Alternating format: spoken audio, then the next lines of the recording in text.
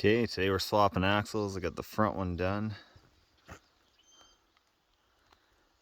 So I'm going to show you how I do the second one.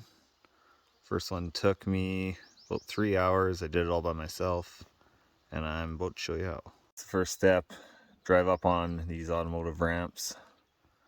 Remove the 6 lug nuts with a 13/16. Okay, once your tire's off, disconnect your brakes. And here we're going to disconnect the shock.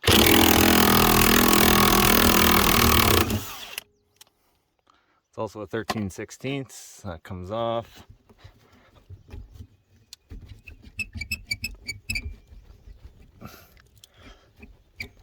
And there we go. Oh yeah, those are working good. Old versus new. It's a good idea to spray down the mounting bolts before try and take them off. That's a 15/16. My DeWalt impact zipped the last 4 off, no problem. This axle ended up being up way higher in the air than the last one, so I had to do a little more blocking, but you want to get everything secured and then remove the bolts. Got one to crack. The other one is smoldering here. Use the old trusty zip cut to get that one off. It was loose in there actually, and couldn't get it to turn. Okay, all 4 bolts are cracked and out. It's time to remove the jack stands and we'll lower this baby down.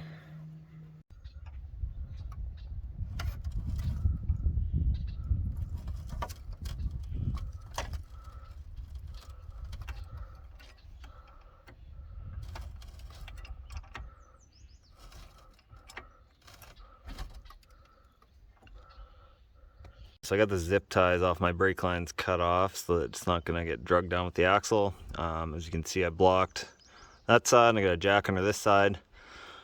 I did that because I want to reposition this jack. The axle tends to roll.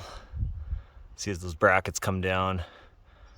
So if you block it, you can let it down, rest on the block and the jack, and then I can reposition my jack and we'll get it out of there. Getting a little hung up here.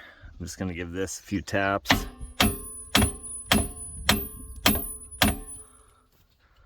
That seemed to free it up, and I'll reposition the jack and we'll get this thing down. Here we go again.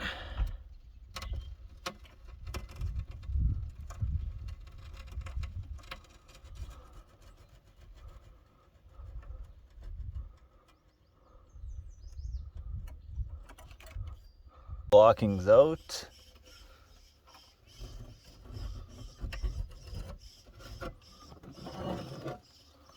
And easy as that. Okay, so now I got the new axle on a sheet of cardboard. Get all your stuff out of your way. This makes it pretty easy to slide it under. Then take note of the bolts. See this back hole right here is back further. So what I'm gonna do is just roll my axle over. Oh, let's see if I can do it here. And then my holes will line up once I get it under there. So I got the new axle in place, got the jack set up. We're gonna lift this thing up and line the axle tube up in this hole. At this point I had to put my blocking and the jack back in to reposition. I'm gonna roll everything forward so that the axle tube goes into the slot. Okay, so here we are, getting everything into place.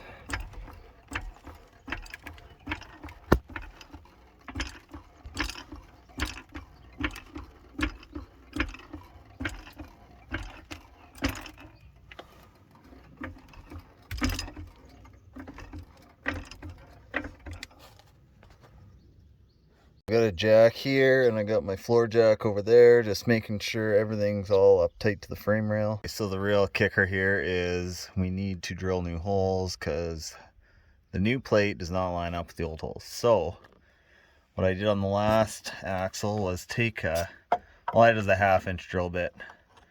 But you want your bolts to be at the top. So this hole gets slotted. So 1/2 inch kind of gets you close enough. That'll give me a pilot hole guide anyway, and I'll do the same over here.